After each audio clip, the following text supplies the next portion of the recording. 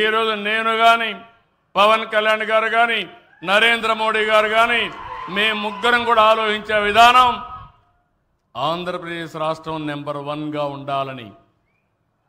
అదే మాదిరిగా ఈరోజు మీరు చూస్తే నవజాత శిశువుల కోసం చిన్న పిల్లల కోసం 11 వస్తువులతో ఎన్టీఆర్ బేబీ కిట్లు మళ్ళా ప్రవేశపెడుతున్నాం. ఒకప్పుడు దీన్ని పెట్టాం, మళ్ళీ రద్దు చేశారు.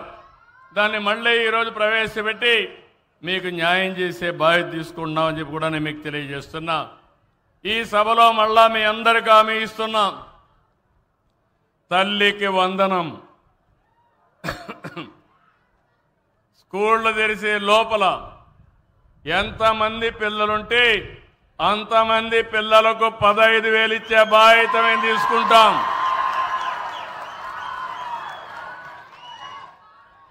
నేను మీ ఊరికి వచ్చినప్పుడు చూశాను, జనాభా బాగా తగ్గిపోతా ఉంది.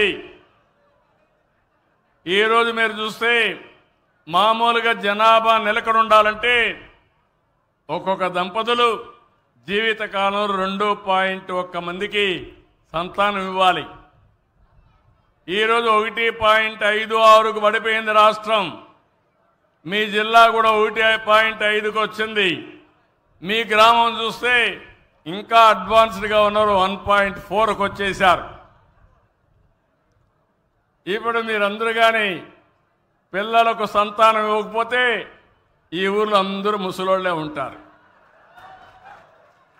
ఒకసారి వాళ్ళు కూడా చనిపోతే అసలు మనుషులే ఉండరు. మళ్ళా చెయ్యేరు ఎక్కడుందంటే రికార్డులో ఎత్తుక్కోవాల్సి వస్తుంది. అందుకే నేను మిమ్మల్ని అందరినీ కోరుతున్నా, మళ్ళీ మనం పాపులేషన్ మేనేజ్మెంట్ చేయాలి. ప్రతి ఒక్కరూ 2 కంటే తక్కువ కాకుండా పిల్లల్ని కనే బాధ్యత మీరు తీసుకోవాల్సిన అవసరం ఉంది. తల్లి, మీరందరూ గుర్తుపెట్టుకోవాలి ఈ విషయం. కొన్ని దేశాలు ఉన్నాయి, ఏజింగ్ ప్రాబ్లం అంటే వృద్ధుల సంఖ్య పెరిగింది, పిల్లల సంఖ్య తగ్గిపోయింది, పనిచేసే వాళ్ళ సంఖ్య తగ్గింది, పెన్షన్లు ఇవ్వాల్సిన వారి సంఖ్య పెరిగిపోయింది. దానివల్ల ఆ దేశాలు ఆర్థిక అభివృద్ధిలో ముందుకు పోలేకపోతున్నారు. మనం 2047 వరకు మన దేశంలో ఈ యొక్క అడ్వాంటేజ్ ఉంది.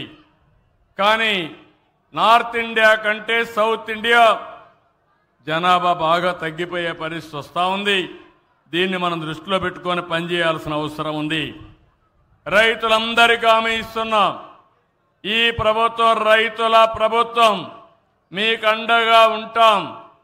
ఎట్టి పరిస్థితుల్లో గిట్టుబాటు ధర ఇవ్వడమే కాకుండా రైతుల్ని పూర్తిగా ఆదుకునే బాధ్యత ఈ ప్రభుత్వం తీసుకుంటామని మీకు హామీ ఇస్తున్నాను.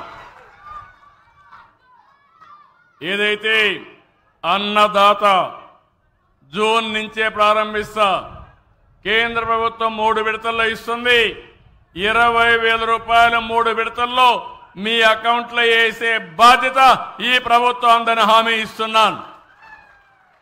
అదే సమయంలో రైతులందరికీ విజ్ఞప్తి చేస్తున్నా, ఒకప్పుడు కోనసీమ అందాల సీమ.